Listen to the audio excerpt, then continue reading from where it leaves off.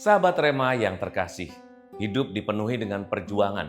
Bahkan di dalam hidup ini kita menemui hambatan-hambatan, tetapi juga yang berujung pada keberuntungan, keuntungan, kebahagiaan, sukacita, dan seterusnya.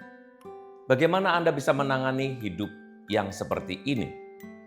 Bacaan-bacaan hari ini mengatakan kepada kita bagaimana kita perlu berjuang. Bacaan pertama dari Kisah Para Rasul bab 18 maupun bacaan kedua mengatakan kepada kita bahwa perjuangan itu akan berujung pada situasi yang menyenangkan, membahagiakan, membanggakan, bernilai dalam hidup kita.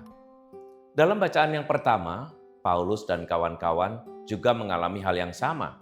Ketika mereka akan dipaksa bahkan akan dihukum, tetapi karena mereka menyerahkan segala penderitaan, perjuangan itu kepada Tuhan, entah bagaimana Tuhan membantu, menolong, dan memberikan pertolongan tepat pada waktunya. Dengan alasan apapun, akhirnya mereka dapat mewartakan Injil dengan lebih gembira. Dalam bacaan Injil hari ini, kita juga diingatkan oleh Tuhan Yesus bahwa perjuangan dan penderitaan itu adalah realitas dalam setiap kita, hidup kita. Dan bahkan kalau kita menginginkan sesuatu, maka perjuanganlah yang harus kita temui. Anak-anak sekarang barangkali tidak menemui banyak perjuangan karena lahir orang tuanya sudah sejahtera. Tetapi kita yang mungkin lahir sebelumnya, di zaman-zaman dan era-era sebelumnya, kita justru menemukan bahwa perjuangan itu nikmat.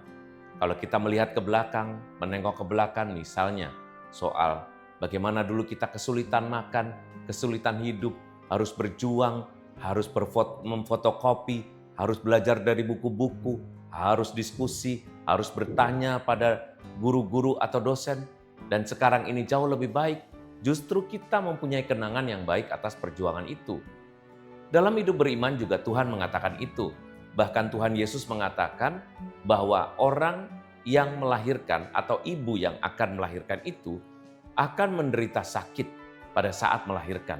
Tetapi apa yang membahagiakan dalam diri setiap ibu adalah ketika dilahirkan, maka seluruh kesulitan dan penderitaan itu menjadi tidak ada artinya sama sekali.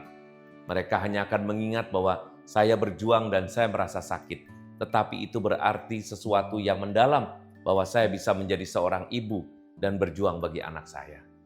Jadi, mulai sekarang berlatihlah untuk menghargai setiap perjuangan, pergumulan dalam hidup kita sebagai bagian dari cara beriman kita. Semoga Tuhan memberkati kita. Mari kita berdoa. Allah Bapa yang Maha Baik, Engkau menghendaki bahwa kami berjuang dalam hidup ini, terutama dalam hidup beriman kami.